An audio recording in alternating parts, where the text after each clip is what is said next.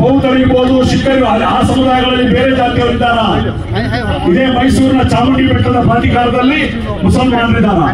ಅಂದ್ರೆ ಮುಜರಾಯಿ ಇಲಾಖೆಯಲ್ಲಿ ದೇವಾಲಯಗಳಲ್ಲಿ ಬೇರೆ ಸಮುದಾಯದ ಏನು ಅವರ ರಿಲಿಜಿಯಸ್ ಇದರಲ್ಲಿ ಮುಸಲ್ಮಾನರು ಇಲ್ಲದಿದ್ರೆ ಇದರಲ್ಲಿ ಯಾಕೆ ಮುಸಲ್ಮಾನರನ್ನ ಮುಸ್ಲಿಂ ಅಲ್ಲವರನ್ನ ಬಲವಂತವಾಗಿ ತುಂಬಿ, ಇದು ನಮ್ಮ ಅಬ್ಜೆಕ್ಷನ್. ಇನ್ನು ವಕ್ಫ್ ಬೈ ಯೂಸರ್ ಅಂದ್ರೆ ತಲತಲಾಂತರದಿಂದ ವಕ್ಫ್ ಭೂಮಿಯಾಗಿ ಯೂಸ್ ಮಾಡಿಕೊಂಡು ಬಂದಿರುವಂತದ್ದು.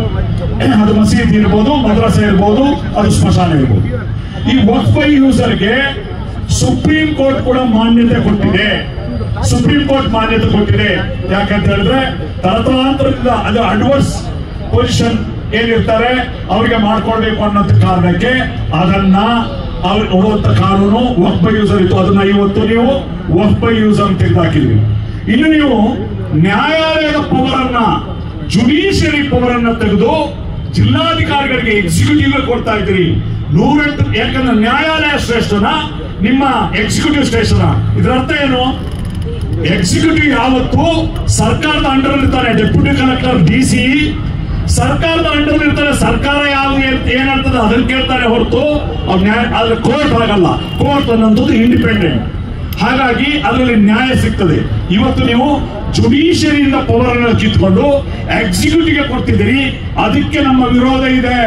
ಅದಕ್ಕೆ ನಾವು ವಿರೋಧ ಮಾಡ್ತಾ ಇರುವಂತದ್ದು. ಇನ್ನು ನೀವು ಸರ್ವೆ ಕಮಿಷನ್ ಅನ್ನ ಕಿತ್ಕೊಂಡು ಇವತ್ತು ನೀವು ಜಿಲ್ಲಾಧಿಕಾರಿ ಮಾಡ್ಲಿ ಅಂತ ಹೇಳ್ತೀರಿ. 1900 ನಾಚಿಕೆ ಆಗ್ಬೇಕು ಈ ಸರ್ಕಾರಗಳಿಗೆ. 1931ರಲ್ಲಿ ಬ್ರಿಟಿಷರು ಸರ್ವೆ ಮಾಡಿದ್ ಬಿಟ್ರೆ ಇಲ್ಲಿವರೆಗೆ ಭಾರತದ ಲೆವೆಲ್ನಲ್ಲಿ ಒಂದು ಸರ್ವೆ ಮಾಡಕ್ಕಾಗಿಲ್ಲ ನಿಮ್ಗೆ. ಇವತ್ತು ಎಷ್ಟೊಂದು ಫೈಲ್ಗಳು ಪೆಂಡಿಂಗ್ ಇದೆ ಸರ್ವೆ ಇಲಾಖೆಯಲ್ಲಿ, ಡಿಸಿ ಇಲಾಖೆಯಲ್ಲಿ. ಅದನ್ನು ತಗೊಂಡು ಇದನ್ನು ವಕ್ಫ್ ಅನ್ನು ನೀವು ಕೊಡುವಂತ ಕೆಲಸವನ್ನು ಏನ್ ಮಾಡ್ತಾ ಇದ್ದೀರಿ? ಇದಕ್ಕೆ ನಾವು ವಿರೋಧ ಮಾಡ್ತಾ ಇದ್ದೀವಿ. ಇವತ್ತು ನಾವು ಕೇಳುವಂತದ್ದು ಮುಸಲ್ಮಾನರಿಗೆ ಸಂಬಂಧಿಸಿದಂತ ಈ ಜಮೀನಿನಲ್ಲಿ ತೀರ್ಮಾನವನ್ನು ಮುಸಲ್ಮಾನರು ತೆಗೆದುಕೊಳ್ಬೇಕು, ಮುಸಲ್ಮಾನ ರೆಪ್ರೆಸೆಂಟೇಟಿವ್ ತಗೊಳ್ಬೇಕು. ನೀವು ಇದನ್ನ ದುರುದ್ದೇಶಪೂರ್ವಕವಾಗಿ ವಕ್ಫ್ ಜಮೀನನ್ನ ನೀವು ಇದನ್ನ ಗಮನಿಸಿಕೊಂಡಿದ್ವಿ. ಇನ್ನೊಂದು ಮಾಡ್ತಾ ಇರುವಂತದ್ದು 12 ವರ್ಷದ ಒಳಗಡೆ ಕ್ಲೈಮ್ ಮಾಡಬೇಕು ಅಂತ. ಅದು ದೇವಸ್ಥಾನದ ಭೂಮಿಗಿಲ್ಲ, ಅದು ಬೌದ್ಧರ ಭೂಮಿಗಿಲ್ಲ, ಅದು ಜೈನರ ಭೂಮಿಗಿಲ್ಲ. ಅವತ್ತು ಯಾವತ್ತಾದ್ರೂ ಅದನ್ನ ಚಾಲೆಂಜ್ ಮಾಡ್ಬೋದು. ಆದ್ರೆ ಮುಸಲ್ಮಾನರು ವಕ್ಫ್ ಸ್ವತ್ತು ಮಾತ್ರ 12 ವರ್ಷದವರೆಗೆ ಅದನ್ನ ಚಾಲೆಂಜ್ ಮಾಡಬೇಕು ಅಂತ ಹೇಳ್ತಾರಲ್ಲ, ಇದು ಅನ್ಯಾಯದ ಪರಮಾವಧಿ. ಆ ಕಾರಣಕ್ಕೆ ಈ ಎಲ್ಲಾ ಕಾರಣಕ್ಕೋಸ್ಕರ ಇವತ್ತು ನಾವು ಇದನ್ನ ವಿರೋಧಿಸ್ತಾ ಇದ್ದೀವಿ. ಇವತ್ತು ಕೆಲವು ಮಾಧ್ಯಮಗಳು ಏನು ಸುಳ್ಳನ್ನು ಹೇಳ್ತಾ ಇದ್ದೀವಿ ಅಂತಂದ್ರೆ ಎಲ್ಲಂದ್ರಲ್ಲಿ ಹೋಗಿ ನಿಂತ್ಕೊಂಡು ವಕ್ಫ್ ಬೋರ್ಡ್ ಅಂತ ಹೇಳ್ಬಿಟ್ಟು ವಕ್ಫ್ ಬೋರ್ಡ್ ಅಂತ ಒಂದು ಬೋರ್ಡ್ ಹಾಕ್ತಾರೆ, ಅದು ವಕ್ಫ್ ಜಮೀನ್ ಆಗ್ತದೆ ಅಂತ. ಯಾಕೆ ಸುಳ್ಳು ಹೇಳ್ತಾರೆ? ಮಾನ ಮರ್ಯಾದೆ ಇಲ್ವಾ ನಿಮ್ಗೆ? ಕೆಲವು ನಾನು ಚಾಲೆಂಜ್ ಮಾಡ್ತೀನಿ. ಈ ಮಾಧ್ಯಮಗಳು ಜನರ ದಿಕ್ಕು ತಪ್ಪಿಸುವ ಸುಳ್ಳು ಹೇಳುವ ಈ ಮಾಧ್ಯಮಗಳಿಗೆ ಚಾಲೆಂಜ್ ಮಾಡ್ತೀನಿ. ಒಂದೇ ಒಂದು ಉದಾಹರಣೆ ಕೊಡಿ. ಯಾವ್ದಾದ್ರು ಜಮೀನಿಗೆ ಹೋಗಿ ವಕ್ಫ್ ಭೂಮಿ ಅಂತ ಸೀಲ್ ಹಾಕಿದ ಯಾವುದೇ ಒಂದು ಉದಾಹರಣೆಯನ್ನು ಕೊಡಿ. ಈ ರೀತಿ ಜನರನ್ನ ದಿಕ್ಕು ತಪ್ಪಿಸುವ ಕೆಲಸವನ್ನ ಮಾಡಬೇಡಿ. ವಕ್ಫ್ ಅನ್ನುವಂಥದ್ದು ನಮ್ಮ ಹಿರಿಯರು ದಾನವಾಗಿ ಕೊಟ್ಟದ್ದು. ಯಾವ ಸರ್ಕಾರವ ಮೋದಿ ಕೊಟ್ಟದ್ದಲ್ಲ, ಇದು ಅಮಿತ್ ಶಾ ಕೊಟ್ಟದ್ದಲ್ಲ, ಇದು ಸಿದ್ದರಾಮಯ್ಯ ಕೊಟ್ಟದ್ದಲ್ಲ, ಇದು ದೇವೇಗೌಡ ಕೊಟ್ಟದ್ದಲ್ಲ, ಇದು ನಮ್ಮ ಹಿರಿಯರು ಕೊಟ್ಟದ್ದು. ಹಾಗಾಗಿ ಈ ನಮ್ಮ ಹಕ್ಕನ್ನ ನಾವು ಪಡೆದೇ ತೀರ್ತೀವಿ. ನಿಮಗೆ ತಾತ್ಕಾಲಿಕವಾಗಿ ನಿಮ್ಗೆ ವಿಜಯ ಸಿಕ್ಕಿರ್ಬೋದು. ನಂಬರ್ ಗೇಮ್ನಿಂದ ನೀವು ಪಾರ್ಲಿಮೆಂಟ್ ಅಲ್ಲಿ ಇದನ್ನ ಪಾಸ್ ಮಾಡಿರ್ಬೋದು. Social democratic party of India ಒಂದು ಜವಾಬ್ದಾರಿಯುತ ಪಾರ್ಟಿಯಾಗಿ ಮೊದಲದಿಂದಲೇ ದೇಶದ ಜನತೆಗೆ ಒಂದು ಎಚ್ಚರಿಕೆಯನ್ನು ಕೊಟ್ಟಿತ್ತು. ಈ ರೀತಿ ಆಗ್ತದೆ ಅಂದ್ರೆ ಈ ರೀತಿ ವಕ್ಫ್ನ ಜಮೀನನ್ನ ಹೊಡೆಯಲಿಕ್ಕೆ ಇವರು ಷಡ್ಯಂತ್ರವನ್ನು ಮಾಡ್ತಾ ಇದ್ದಾರೆ. ಹಾಗಾಗಿ social democratic party of India ತೀರ್ಮಾನ ಮಾಡಿದೆ, ಏನು ರಾಷ್ಟ್ರಪತಿ ಅಂಕಿತ ಆದ ತಕ್ಷಣ ಇದು ಯಾವಾಗ ಕಾಯ್ದೆ ಆಗ್ತದೆ ತಕ್ಷಣ ಸುಪ್ರೀಂ ಕೋರ್ಟ್ ನಲ್ಲಿ ನಾವು ಇದನ್ನ social democratic party of India ನಾವು ಚಾಲೆಂಜ್ ಮಾಡಲಿದ್ದೇವೆ.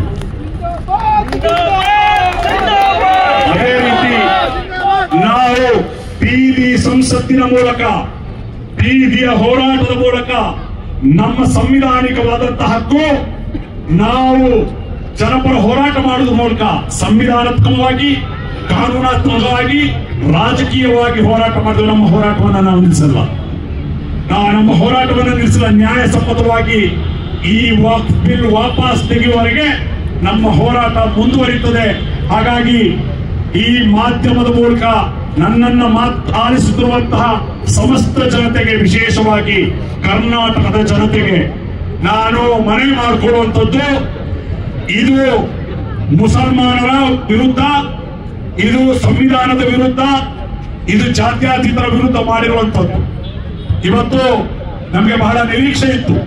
ದೇವೇಗೌಡರಂತ ಮುತ್ಸದಿಗಳು ಸುಮಾರು ಸುದೀರ್ಘ ಕಾಲ ಮುಸಲ್ಮಾನರ ಒಡನಾಟದಲ್ಲಿ, ಮುಸಲ್ಮಾನರ ಹೋರಾಟದಲ್ಲಿ, ಮುಸಲ್ಮಾನರ ಬೆಂಬಲದಿಂದ ರಾಜಕೀಯ ಮುಖ್ಯಮಂತ್ರಿ ಆದವರು, ಪ್ರಧಾನಮಂತ್ರಿ ಆದವರು ಇದನ್ನು ವಿರೋಧಿಸ್ತಾರೆ ಅಂತ ತಿಳ್ಕೊಂಡಿದ್ವಿ. ಆದ್ರೆ ದುರದೃಷ್ಟವಶಾತ್ ಅವರು ಕೂಡ ಇದನ್ನ ವಿರೋಧಿಸಿದ್ದಾರೆ. ಮುಂದಿನ ದಿನಗಳಲ್ಲಿ ಈ ನಿತೀಶ್ ಕುಮಾರ್ ಅವರಿಗೆ, ಚಂದ್ರಬಾಬು ನಾಯ್ಡು ಅವರಿಗೆ, ಜಯಂತ್ ಚೌಧರಿ ಅವರಿಗೆ, ಅದೇ ರೀತಿ ದೇವೇಗೌಡರು, ಕುಮಾರಸ್ವಾಮಿ ಅವರಿಗೆ ಇಲ್ಲಿನ ಜನತೆ ಮುಂದೆ ಪಾಠ ಕಲಿಸಲಿದ್ದಾರೆ.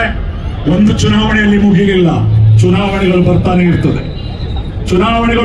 ಇರ್ತದೆ. ಹಾಗಾಗಿ ನೀವು ತಾತ್ಕಾಲಿಕ ಜಯ ಸಾಧಿಸಿರಬಹುದು, ಇದು ಅಂತಿಮ ಜಯ ಅಲ್ಲ. ಎಲ್ಲಿಯವರೆಗೆ ಈ ಬಿಲ್ ಅನ್ನ ವಾಪಸ್ ಪಡೆಯುವುದಿಲ್ಲವೋ ಭಾರತೀಯ ಜನತೆ ಇದನ್ನ ಎದುರಿಸ್ತಾರೆ, ಹೋರಾಟ ಮಾಡ್ತಾರೆ.